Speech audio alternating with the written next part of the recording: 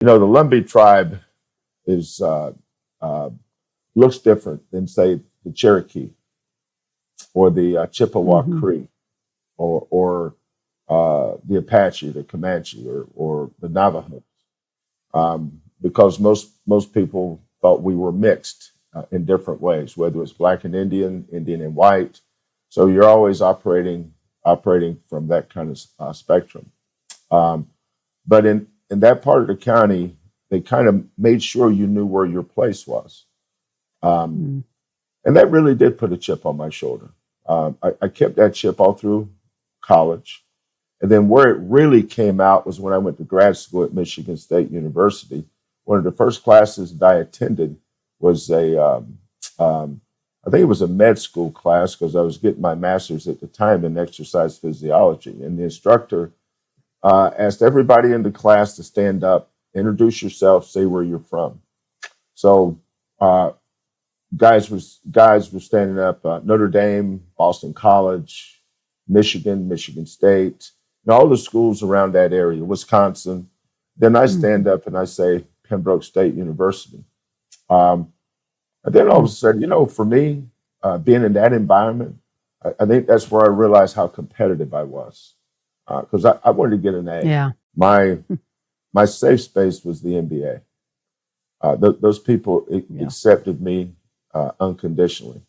Greg Popovich, Scott Skiles, Kevin McHale, Daryl Morey. Um, they believed in me. They saw value in Mm-hmm. me as a coach and a human being. Um, the relationship Mm-hmm. I had with Greg Popovich, I was out of a job, I think, for 10 hours.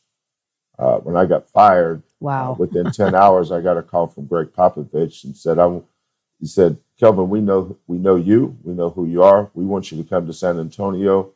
Um, we want to hire you, and we're going to let you pick your title. You can be whatever you want, consultant, observer, whatever. Uh, Pop whisperer, you be whatever you want. I think R.C. Buford called me the pop whisperer. And then I found out nobody whispers to Mm-hmm. Pop. Pop marches to the beat of his own drummer. Um, Yes. but I found solace in that I was growing. I didn't know how little I knew about certain parts of basketball.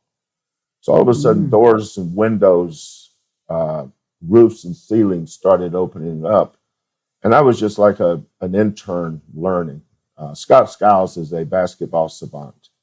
That is a Mm. smart guy. He taught me so much Mm-hmm. about strategy, end of game strategy. Pop taught me the different ways to guard pick and roll. Mike Budenhauser and Brett Brown, assistants at San Antonio, taught me how to thoroughly do a scouting report.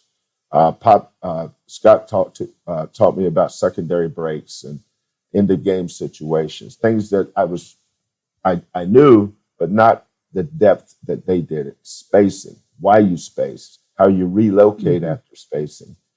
Kevin McHale taught me the importance of relationships. So having people that believe in you, um, Yeah.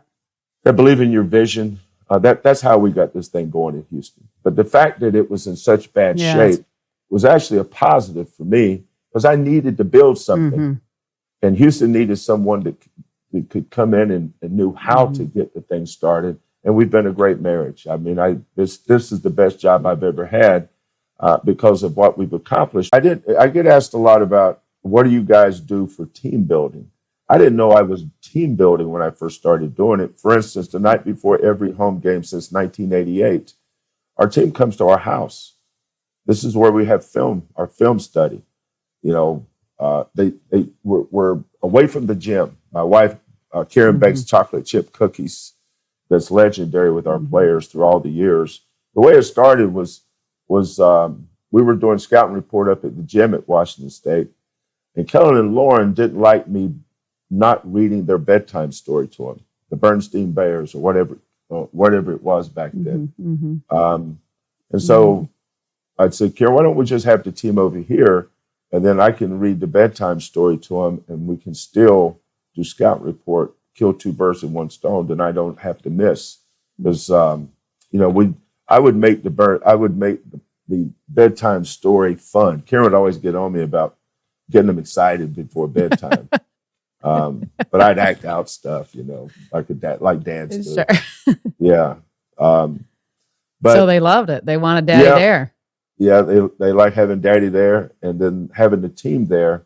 But John Thompson would always say, you're not allowed to MF them until they know you love them.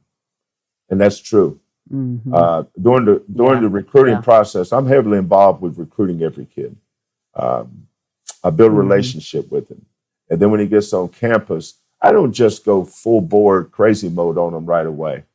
I kind of lead up into it.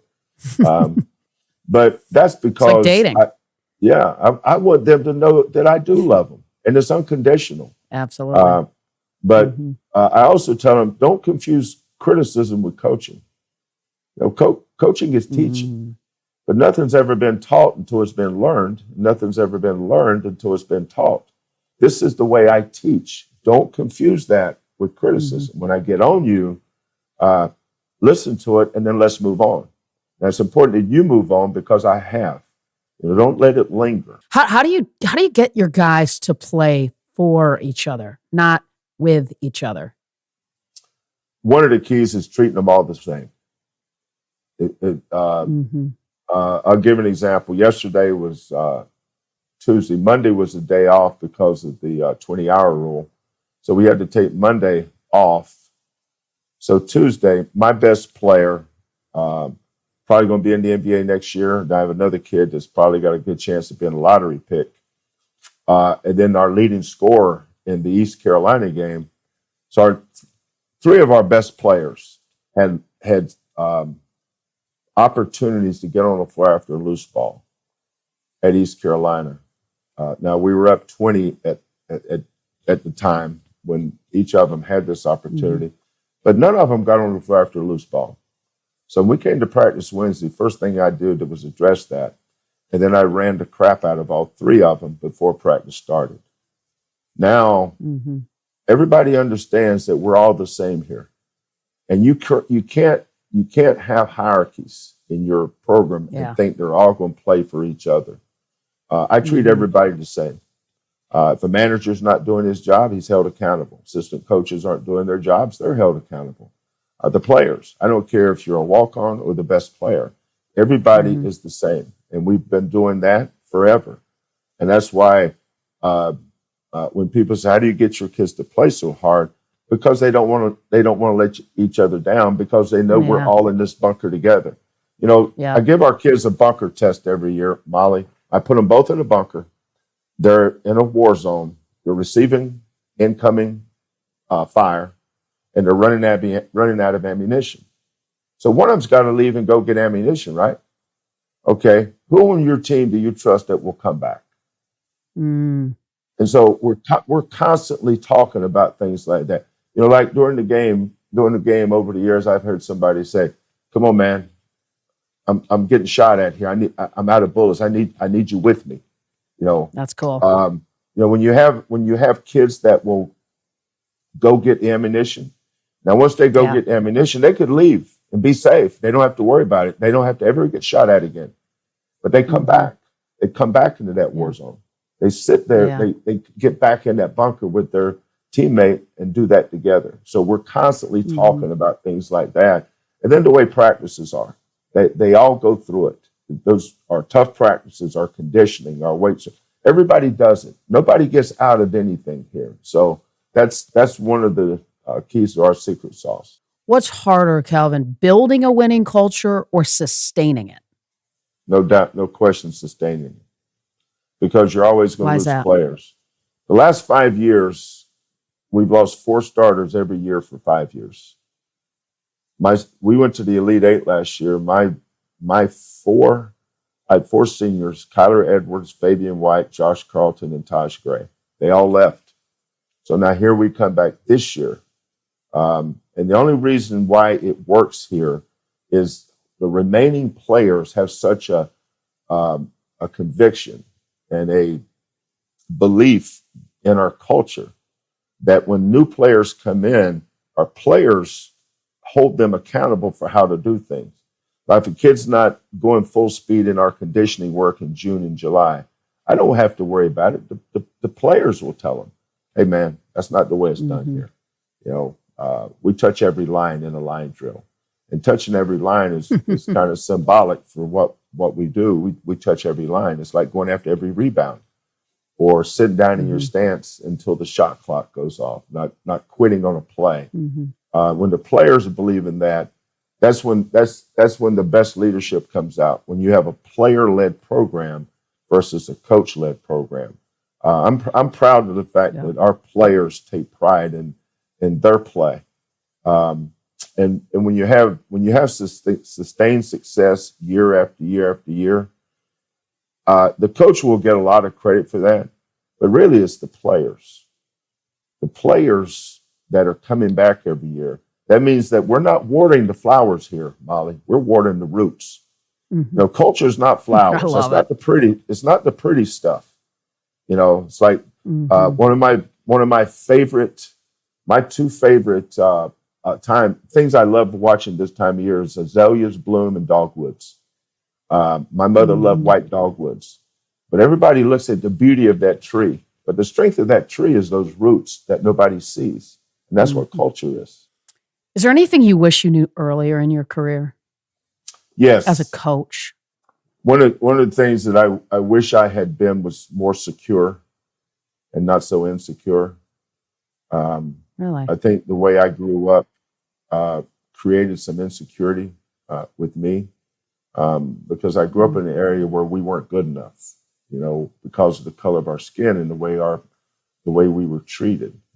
I knew that, and I knew what the narrative was about our people in that part of the county in North Carolina.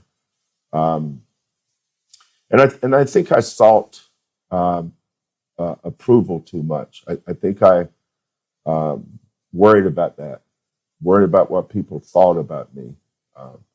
Wanted people to say good things or see good things. And as I got older and I experienced failure with success, you get to the point where you realize, and I think this is the most liberating feeling in the world, Molly, is when you get to the point in your life where you don't care what other people think or say.